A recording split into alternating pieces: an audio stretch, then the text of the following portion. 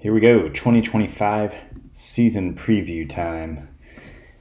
Here are the predicted standings here, as it is opening day for 2025, and the O's are predicted to win 93 games and lose a nice 69 games. So 93 and 69 and win the East is the predictions from Out of the Park. Runs 814 would put us 7th in the league, and 684 runs against would be 6th best in the league. Yankees, Rays, Jays, and Red Sox are the order. The rest of the East is supposed to go. In the Central, it looks like the Indians, White Sox, and Royals might hang with them. The West is looking really mediocre, as the A's and Astros are predicted to win or tie for the division lead with 81 wins. Down in the National League, we've got the Braves and the Phillies running away with the East probably.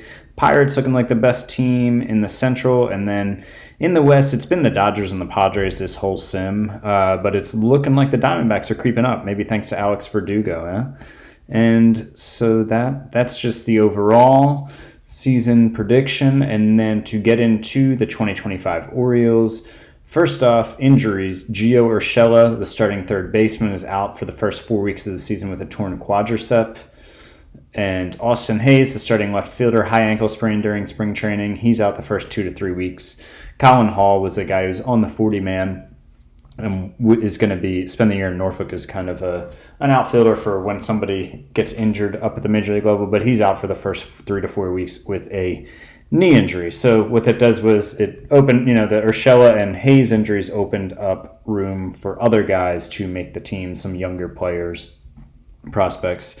Look at the pitching staffs first. Asa Lacy, coming off his Cy Young and Rookie of the Year award, will start the opening day game against the Blue Jays for us. Jack Flaherty, who won the Cy Young in 21,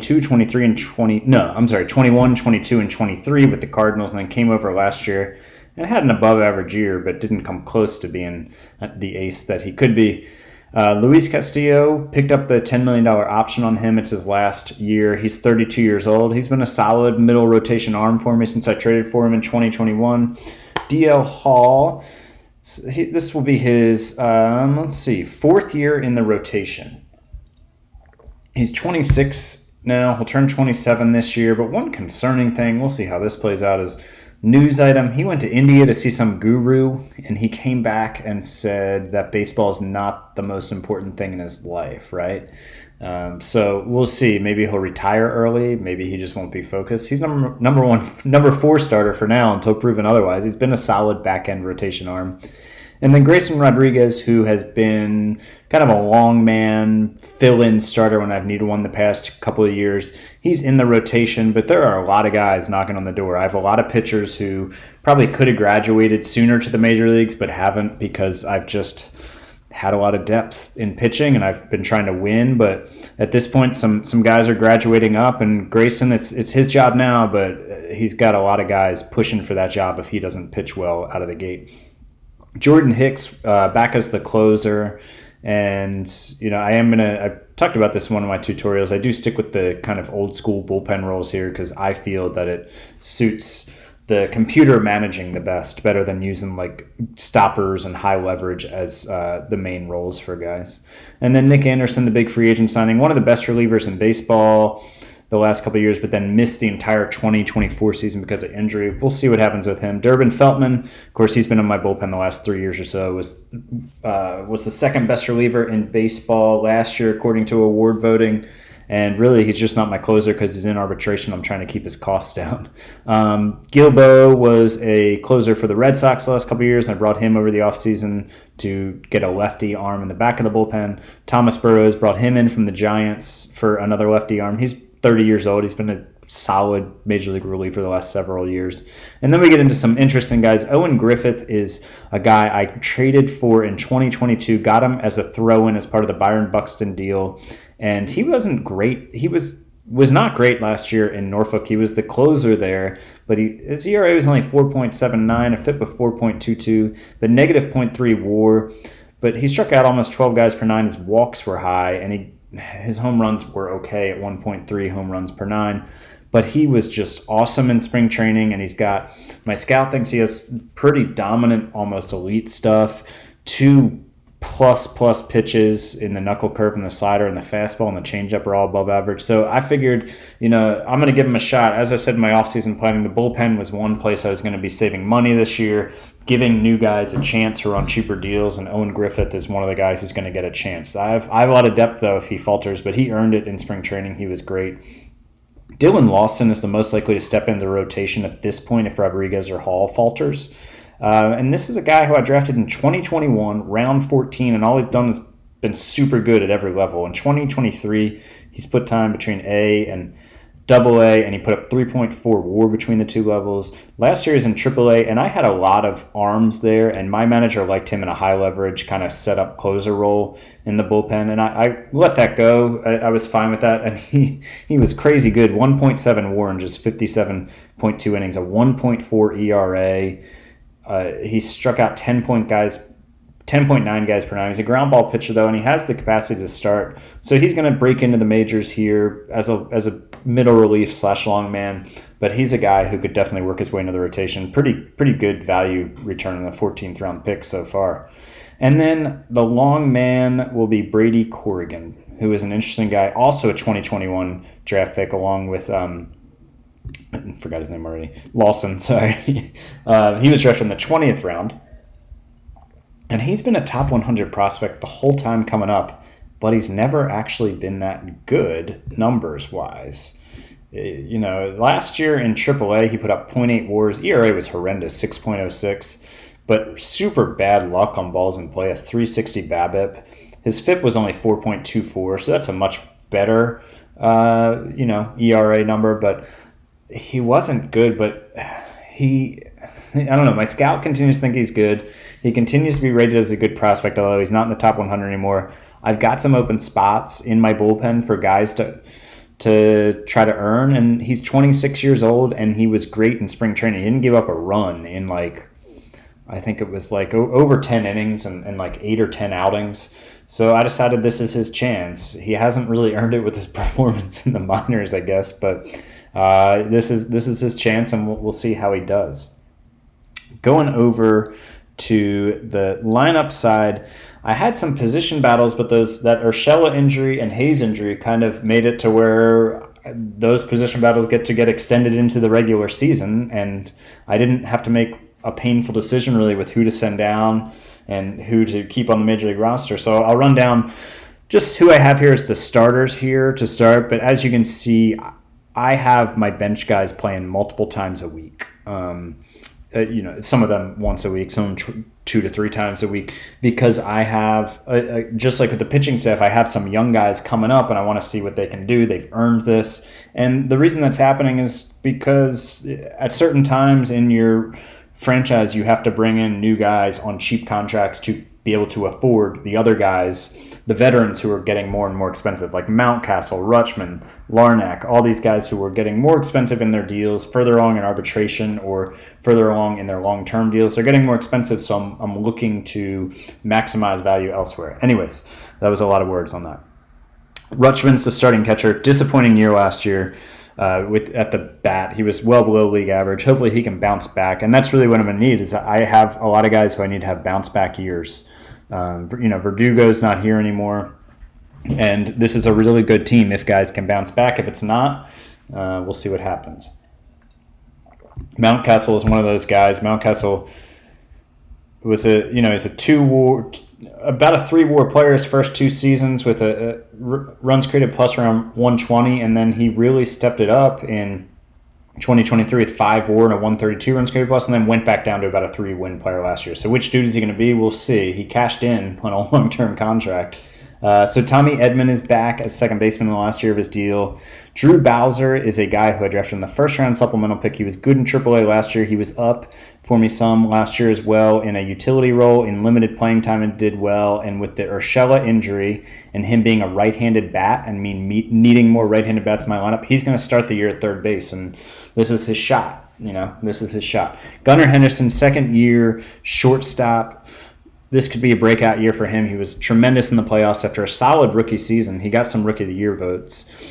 Fabian is a guy who is going to be a platoon right fielder, but because of the Hayes injury, he's going to get a lot of playing time in left field. He is a guy who was he was very good in AAA and the majors last year, but he only got 112 plate appearances for me last year. We'll see if he can continue to be that good, because he was a very good hitter in limited playing time. Doesn't have a lot of major league experience. He has some major league experience, but never really as a starter. Has never really gotten a shot. Rosario is the center fielder that I traded for. Star player, leadoff hitter from the Padres. Guy can put up 5+ wins per season. He's going to be awesome. Reese Albert was going to be on the team as a platoon bat as well, but instead he'll get a lot of playing time as a starter in right field. He was my 3rd round pick in 2020, so between Bowser, Lacey, and Albert, I'm pretty good draft in 2020. And he was up for me in 2023 when I had some injuries and was even in the playoffs as my center fielder at times. But then last year, because of my depth, was in the minors the whole year and was great. He put up 3 wins in just 104 games. So this is his chance as well. And then Trevor Larnach, who was looking on the verge of becoming a superstar by the end of 2023, and then last year just fell flat with 1.4 WAR. He's back as the DH, but he's 28 years old now. He can't have another down year like last year if he wants to remain a core piece of this team. And then in terms of who's on the bench, Marchand is my backup catcher, and he was solid in his first year with me. He's going to start like once a week. Caden Grenier is a utility guy who was also utility for me last year, and he was above average with the bat as a utility player. He's 28 years old now. He'll get playing time at every infield spot, and maybe he can steal more at bats as the year goes on. Nick Matan, old friend Nick Matan. He's 28 already somehow. They grow up so fast. So in 22, he won Rookie of the Year with 6.9 WAR. 23, he put up 3.5 WAR. He was only a little above league average with the bat, about league average with the bat. And then last year just totally fell off a cliff with 0.1 WAR and he was 25% below league average with a 75 runs created plus. So this is really a make or break year for him. My scout still likes him. My coach still likes him a lot. Other teams, when I'm looking around at trades, really like him a lot still. But he's got to do it this year. He's not in the starting lineup necessarily, but he's going to play once or twice a week at second, once or twice a week at third. He's going to play once a week at DH. So he's going to get probably anywhere from 3 to 5 starts a week. So he'll get the playing time to earn it. The other guy who is in a similar situation of not starting but going to play probably 4+ times a week is Daniel Cabrera. Daniel Cabrera toured up in AAA in 23 and 24. He didn't get a ton of time up with me because my outfield is so deep and Verdugo was there and he can't play center field, but he got 58 plate appearances for me last year and was great. He put up a 127 runs created plus. His on base was 430. He's 26 now, so as you can see, I kind of had a lot of guys blocked, and they're now in their mid-20s because my major league team was so deep, and that's one of the reasons I let some guys go, was to see what these guys are made of. I think I've got a good enough core of players that I can look for who the next pieces of the core are going to be, and that's kind of what this year is about, while remaining competitive. And then just lastly, just a quick update. Oh, actually, I wanted to look at the 40-man. So these are the guys who didn't make the 26-man roster on the 40-man. Livian Delgado, who's practically a top 10 prospect in baseball. I signed him out of Spain this offseason. Mitchell Stone is a 26-year-old pitcher who's kind of on the fringe and one of the guys who could come up and pitch a lot for me this year if there are injuries or bad performances. He's a former first-round pick that I traded for a couple of years ago. Miguel Tejada has been in my system the whole time, and he's a top 100 prospect, 86. He's 24 now and was about average in AAA last year. He'll be down there and ready for the call if anything happens, but top 100 prospect there. Ty Tice is just a bullpen depth guy. He'll come up with 5 injuries. Joey Yancey was a pick in 2020 He's a starter in the minors, and he's gotten some innings for me last year. He wasn't very good. Looking like maybe a bullpen arm. We'll see. Jake Sabran is a fine bullpen arm who will come up. And Luke Little's another young arm, 24 years old, who I traded for at some point, I think, last year. And he could, position himself for a bullpen or back-end rotation spot as well if he performs well. And then hitters, most of the guys are up because of the injuries here, but Trevor Hauver is a utility guy who's 26. He's just depth. And then, so that's the rest of the 40-man. And then my farm system is the 6th best in baseball. Top 100 prospects, Delgado I already talked about. Voogd is only 17, an international free agent signing. He might go to rookie ball this year. He turns 18 sometime during the year. Bob Maldonado was an international free agent signing in 2022 and was very good in rookie ball and low A ball for me last year. 36th best prospect in baseball. It's just 18 and at A ball. Could be a really prolific hitter. Sanchez is another guy signed as an international free agent. Tejada, we talked about. Medina, another international free agent. Miles Jansen was my first-round pick in 2024, and he's the number 98 prospect in baseball, and will start the year at Double-A. Drew Bowser's there. He's up. And then a bunch of other former draft picks. Milliken and Angeletta, I think, were 2022 or 23 draft picks. Jack Perkins was my first-round pick in 22. Jamie Chisholm was my first-round pick in 2021. He might be a bust. So that's the system. Not as deep as it was before, but I still have, 7 top 100 prospects in the 6th best system. Pretty good. So projected for 93 wins. I will do opening day as a live broadcast at some point here soon. I'm not exactly sure when, but I'll try to put it up a little bit in advance. But yeah, that's the 2025 Orioles season preview.